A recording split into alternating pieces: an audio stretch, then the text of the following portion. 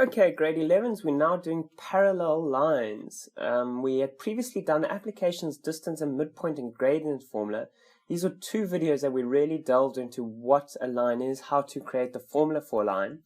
Then we did the inclination of line, which got a little bit more complicated, but we really understood what is it this tan theta about, and why does it equal gradient. And now we're going to do parallel lines. Now it's quite an easy section. Simply said, for a parallel line, or a line to be parallel, M1 is equal to M2. That easy, right? We have our Cartesian plane, we have two lines that look parallel, but their gradients have to be equal. So to prove the lines are parallel, we have to prove that their gradients are equal. So we're given the lines for the points A and B on the line, -4 and 5, and B, 8 and -4, and E, which is -6 and 1, and F, which is 6 and -8. Prove that these lines A and B and E and F are parallel. Right, so y2 minus y1 is, we're calculating the gradient here. It's very simple, you've done this. So that's -4 minus 5, 8 minus 4. We've got a gradient to be -3/4, right? Then we're going to go MEF. I've just skipped out a step here. And that is going -8 minus 1, 6 minus 6, and that is -3/4. Boom, we can see that those are identical gradients. Hence, those lines are never going to cross, and they are parallel to each other. So AB is parallel to EF. That easy. Right. To find a missing coordinate, how can we use these parallel lines? It's quite easy. We have two lines, and we're told that they're parallel. AB and EF are parallel. We are told, we can see by these little marks here, those arrows tell us they're parallel.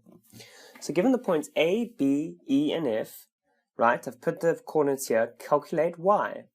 This is quite easy to see, right? So we've said, now MAB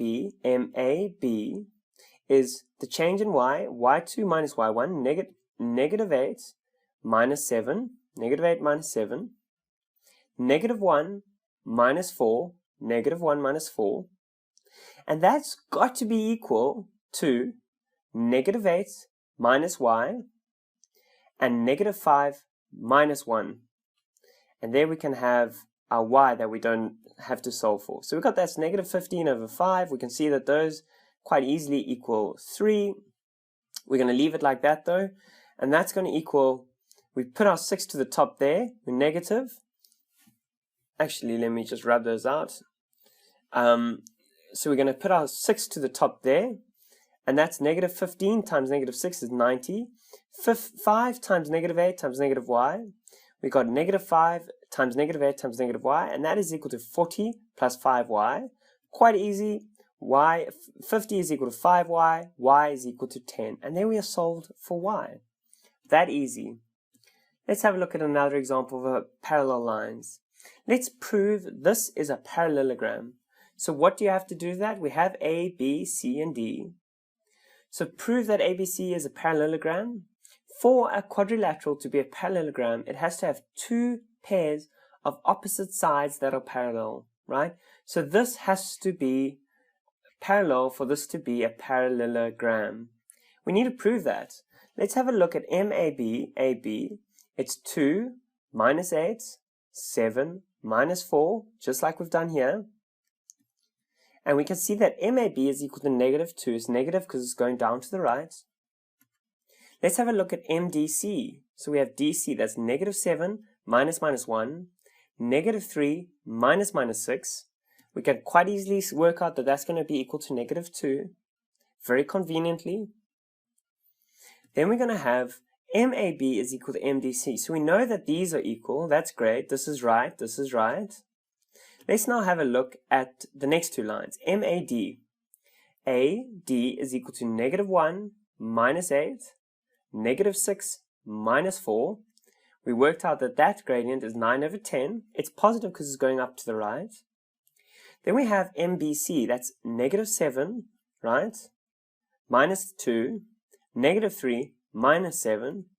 And we can work out that MBC is 9/10, which is exactly the same. So these two are parallel. Be careful, questions like this might come out as 8/10. And then you've got to be careful and realize that these are not parallel lines. Hence, this is not a parallelogram. Right, it's still a quadrilateral, not a parallelogram.